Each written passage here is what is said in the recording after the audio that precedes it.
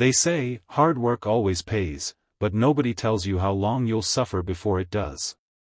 Nobody tells you what happens when patience turns into desperation. And nobody warns you about the one small decision that can quietly destroy everything you're trying to build.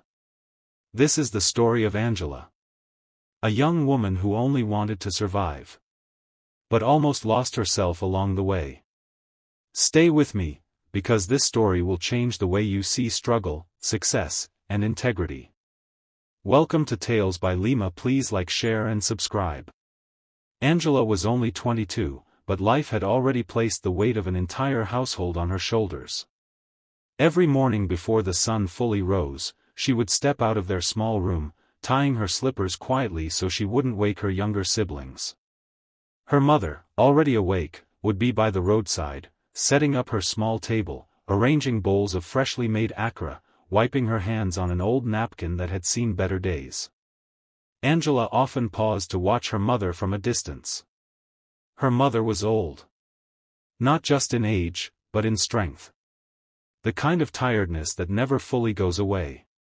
The kind that settles into your bones. Go and learn your work well, her mother would always say, forcing a smile. This sacrifice will not be in vain. Angela believed her. She wanted to believe her. That belief was the reason she found herself every day inside Madame Clara's hair salon, a medium-sized shop filled with mirrors, extension packs, laughter, gossip, and silent competition. Angela had come early. Earlier than most. Yet she was always the last to be noticed. While other apprentices braided hair, collected money, laughed with customers, and changed their phones almost every other week, Angela swept floors until her back ached. She washed hair until her fingers wrinkled. She ran errands under the hot sun. She stood for hours watching others do what she desperately wanted to learn. Angela, clean the basin. Angela, go buy nylon. Angela, wash her hair properly. Months passed. Then a year. Girls who joined after her were already making customers' hair confidently. They had side incomes. Some even supported their families. Angela? She survived on the small monthly allowance Madame Clara gave them, barely enough for transport, food, and small contributions at home. At night, she would lie awake listening to her siblings breathe softly beside her, her heart heavy with fear. What if I fail them? What if this skill never comes? But she endured. Because endurance was all she had. Then one morning, everything stopped. Madame Clara didn't open her shop. One day passed. Then another. Then a week. By the second month, it was clear, the salon was not opening anytime soon. Angela's world collapsed quietly. No salon. No allowance. No savings big enough to survive on. She stayed home, restless, watching time move painfully slow. Hunger visited more often. Bills waited patiently. Her siblings' needs didn't pause because her life had stalled. Out of desperation, Angela joined her mother by the roadside. She fried akara. She shouted prices. She smiled at passers-by. But the profit was small. Too small. At the end of each day, when they counted the money, Angela's chest tightened. It wasn't adding up. No matter how hard they tried, it wasn't enough to breathe comfortably. One afternoon, as Angela sat outside their room, staring at nothing in particular, a neighbor stopped. "You're talented," the woman said casually. "Why don't you start small?" Those three words landed heavily in Angela's heart. Start small. She nodded, but her mind refused to rest. That night, she couldn't sleep. She turned on the mattress again and again, her thoughts racing faster than her heartbeat. Start small, how? With what money? What if I fail? By morning, something had changed. Fear was still there, but hope had entered the room. Angela gathered the little savings she had quietly kept over the years. It wasn't much, but it was everything she owned. She rented a tiny wooden shop. She scrubbed it clean herself. She bought a mirror. One plastic chair. A few basic hair products. No generator. No fancy signboard. No assistant. Just her hands, and hope. On the first day, Angela sat inside that shop from morning till evening. No customer. On the second day, the same. By the end of the week, when she was almost giving up, a woman passed by, paused, and asked, "Can you make hair?" Angela's heart nearly jumped out of her chest. "Yes," she replied softly. That day changed everything. Word began to spread. Angela's hands were neat. Her work was clean. Her braids lasted. Customers came, slowly at first, then more steadily. Each new face felt like a small victory. For the first time in a long while, Angela could breathe. But soon, a new problem appeared. Customers stopped coming back quickly. Not because they were unhappy, but because their hair remained too neat. "Angela, your hands are blessed," they would say happily. "My hair is still fresh after weeks." They smiled. They praised her. They left. And didn't return anytime soon. Angela smiled back, but inside, panic grew. Bills piled up. Food money thinned. Her siblings needed school items.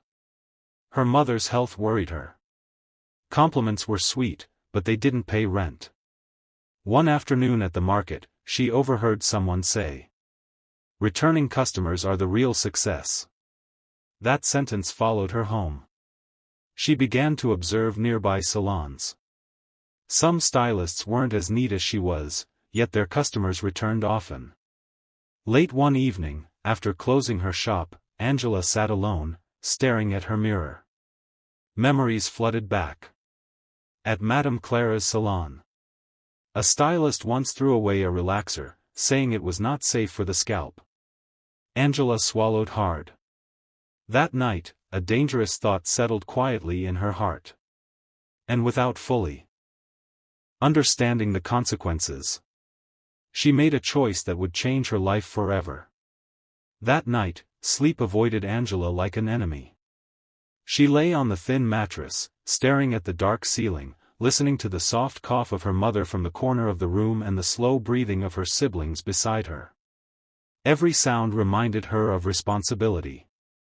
Every second reminded her of fear. Bills were waiting. Hunger was patient.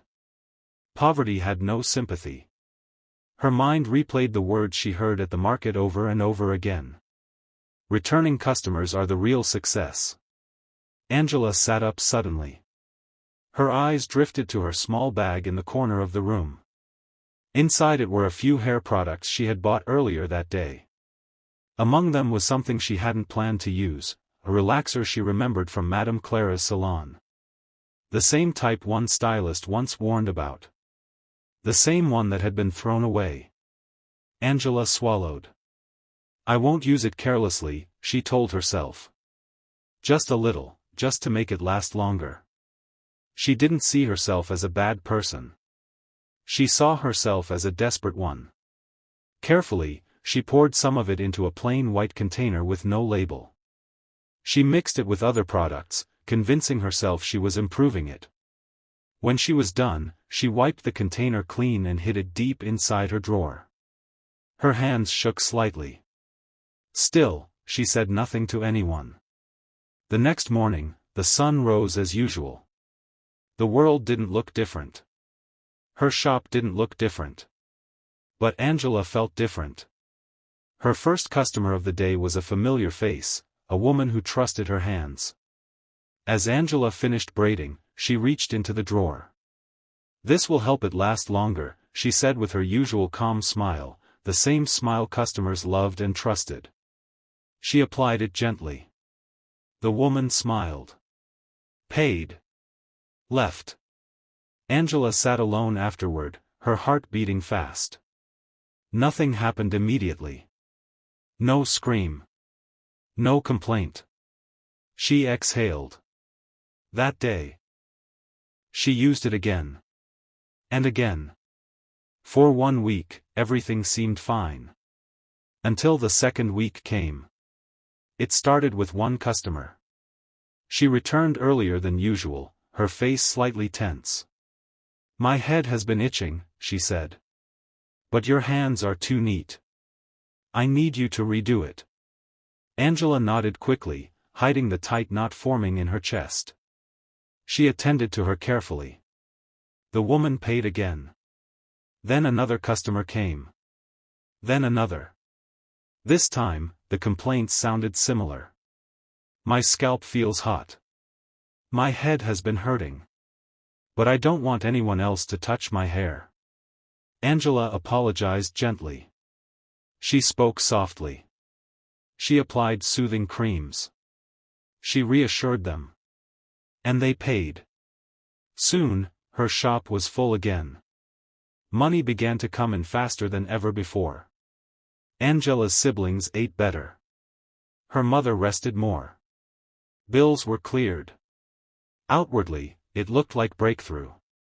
But inwardly, Angela was breaking. Each complaint felt like a stone on her chest. Each returning customer filled her with both relief and guilt. She stopped sleeping well. She began avoiding her reflection in the mirror. Still, she continued. Because stopping meant going back to nothing. No one shouted at her. No one accused her. No one suspected her. Until someone did. One afternoon, a woman sat quietly in her chair, watching Angela's movements closely. She didn't complain loudly. She didn't rush. She paid, and left. 2 days later, that same woman returned, not alone. With her was another stylist from a nearby salon. The air changed instantly. Questions were asked. Products were inspected. Whispers filled the small shop. Angela's hands trembled as the white container was pulled out. Her heart sank. She knew. This was the end. The news spread faster than success ever did. People stopped coming. Some felt betrayed. Some felt hurt. Some simply walked away in silence. Angela closed her shop early that day and sat alone on the plastic chair, staring at the empty space. Where hope once sat beside her. That night, she cried like she never had before. Not because she was caught. But because she had become someone she never wanted to be. The next morning, Angela did something she had never done in her life. She told the truth. She apologized, sincerely, humbly. She took responsibility without excuses. She offered refunds where she could. She accepted insults quietly. She accepted shame. Some people didn't forgive her. Some never returned. But something changed inside Angela. She stopped chasing shortcuts. She threw away every unsafe product. She went online to learn properly. She practiced patiently. She studied scalp health. She began educating customers instead of deceiving them. For months, her shop was quiet again. But this time, Angela didn't panic. She had learned the hard lesson. Slow success built with honesty lasts longer than fast success built with fear. And slowly, painfully, trust began to return. Not because she forced it. But because she earned it. After the confrontation, Angela didn't open her shop for days. Not because anyone shut it down. But because shame did. Each morning, she woke up early out of habit, then remembered there was nowhere to go. The wooden shop that once felt like freedom now felt like a reminder of how easily desperation could twist good intentions. She avoided the roadside where her mother sold akara. She avoided neighbors. She avoided her own reflection. At night, she replayed everything. The smiles she had worn. The words she had spoken. This will make it last longer. Those words haunted her. Her mother noticed the silence. "You're not eating," her mother said gently one evening, handing her a small plate. Angela wanted to lie. She wanted to protect her mother from disappointment. But the truth had grown too heavy. That night, Angela told her everything. There was no shouting. No insults. Just long silence, and then tears. Her mother held her the way she used to when Angela was a child, tightly, protectively. "We don't survive by hurting others," her mother said softly. "Even when life is unfair." Angela cried until her chest hurt. That was the night she decided something important. If she was going to rise again, it would be slow, but clean. When Angela reopened her shop, it felt different. No rush. No fake confidence. No shortcuts. The mirror was still there. The plastic chair was still there. But her mindset had changed. She placed a small handwritten note on the wall. "Healthy hair first." Days passed with no customers. Angela used the time wisely. She watched online tutorials late into the night. She borrowed books. She practiced on mannequins. She learned about scalp care, hair texture, product safety, things she was never properly taught. Sometimes, she felt anger rise inside her. Why didn't Madame Clara teach me properly? Why was I delayed for so long? But she didn't stay angry. Because blaming the past wouldn't fix the future. One afternoon, a woman walked past her shop, slowed down, then walked away. Angela didn't chase her. Another day, a young girl came in hesitantly. "I heard things," the girl said carefully. "But I also heard you're better now." Angela nodded. "I won't promise speed," she replied honestly. "But I promise safety." That honesty brought one customer. Then two. Then patience. Trust didn't return loudly. It returned quietly. Customers asked questions.